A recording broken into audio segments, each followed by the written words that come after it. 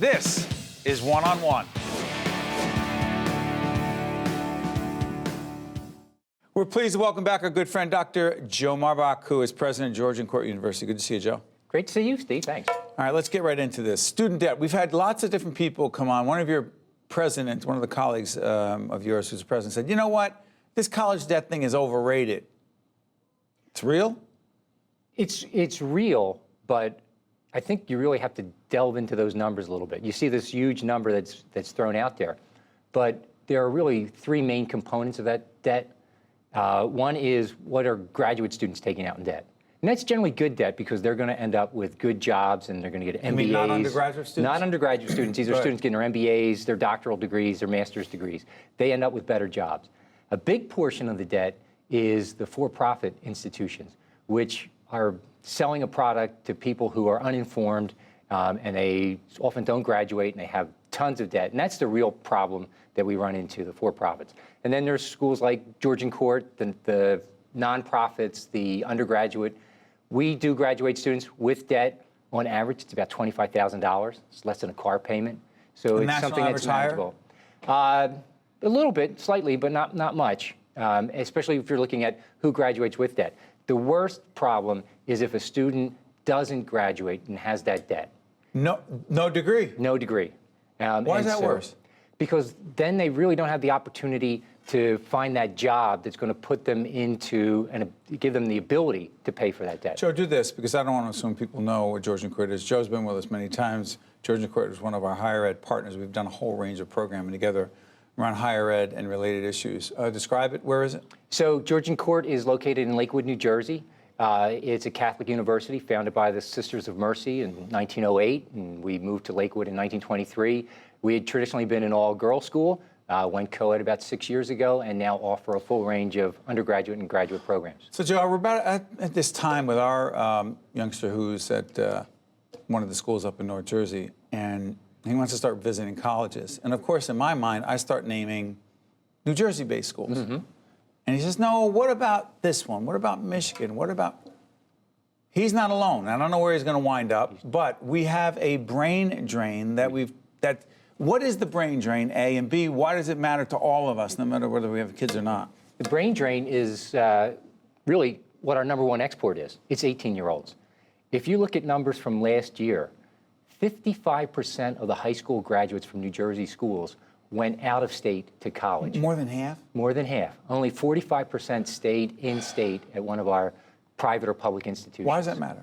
Well, it matters because these students, once they leave state, often get internships out of state, then they get jobs out of state, then they leave the state. So we start to age as a state because we've got an older citizenship, and we're losing our 18-year-olds, our really bright young people who are really the drivers of the new economy. Let's talk about what we need to do about it. What is being done, what needs to be done to make New Jersey institutions of higher learning more attractive, A, and B, keeping them here, these young people?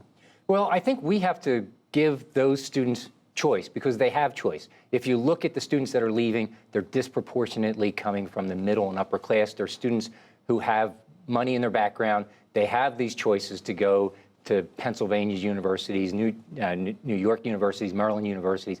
We've got to offer them some choices back here. And we also have to make sure that college is affordable because these other schools we're really in an arms race. They're offering scholarship levels that we've got to match. What do you mean an arms race? An arms race in terms of trying to attract these students. You know, you know, I'm a politician, a political scientist. He's not a politician. He has, I his feel like doctorate is in political science. But I feel like, but as a president, I'm a politician. Yeah. That is true. And a fundraiser. And a fundraiser, yes, and all join those the things. club. But demographics are destiny, right? Whoa. Demographics are destiny. Are you talking about zip code stuff? Zip code stuff, all that. So the number of 18-year-olds is declining.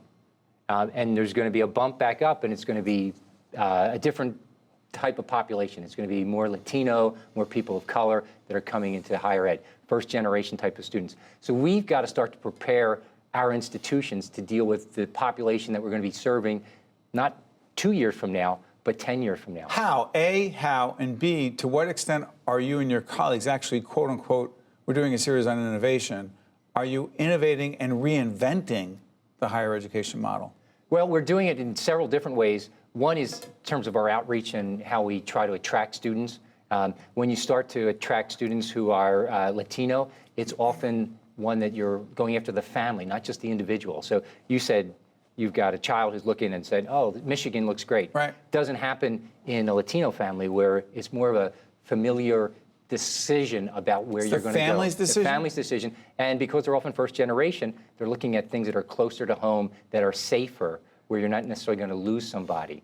And so we've got to change how we really go after the admissions process, the attraction process of students in those areas. But aren't you also changing some majors? We are. We're making majors. Give us an example. So, well, you've had Janice Warner on before, our dean of the School of Business and Digital Media. And by the way, I was struck by she isn't just the dean of the School of Business. She's now my provost. Right, but also the digital media part. The digital media. So under Janice's leadership, we took two programs that are generally in different schools separate. And combined One is them. in the School of Communication or Media. The other one's business is business, and MBA is an MBA. And we see the linkage between the two so that the students who are doing this stuff in digital media understand the business model behind it and also expose our business students to how you communicate in the 21st century through digital media. So that's just one example. We also have a program for Latino business students.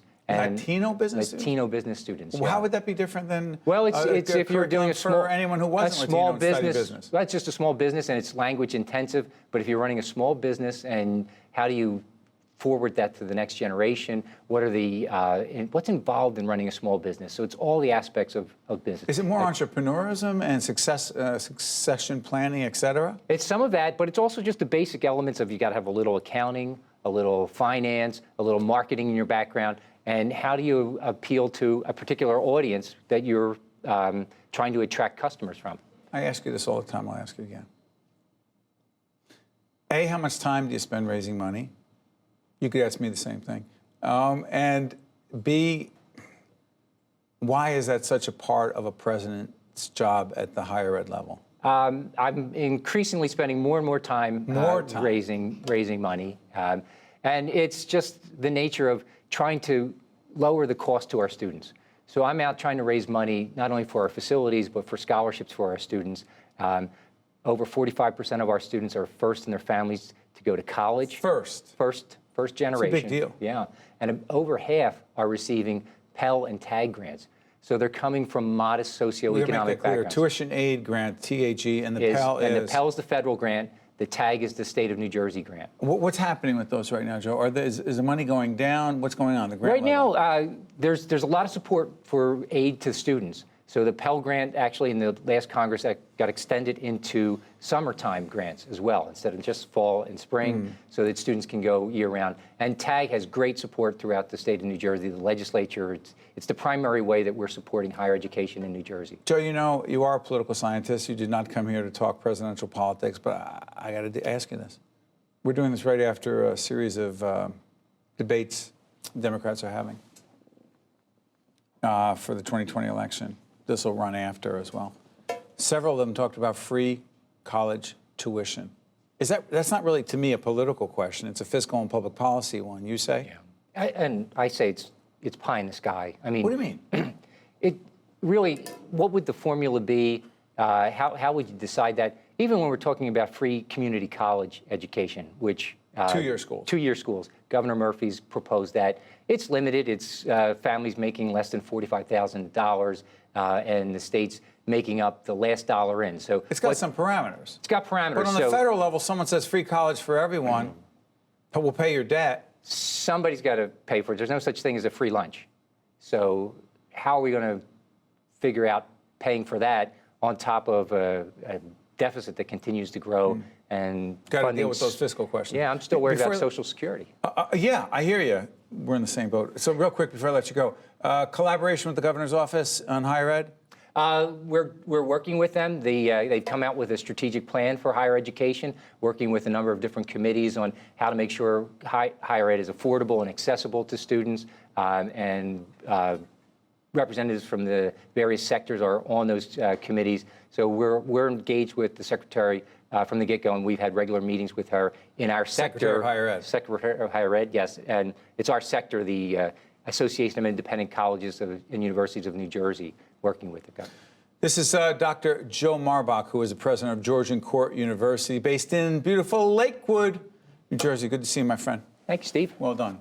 We're taping beginning of the summer. Enjoy the rest of the summer. You too out there, but you'll see this in the fall as well. I'm Steve Adubato. We'll be right back.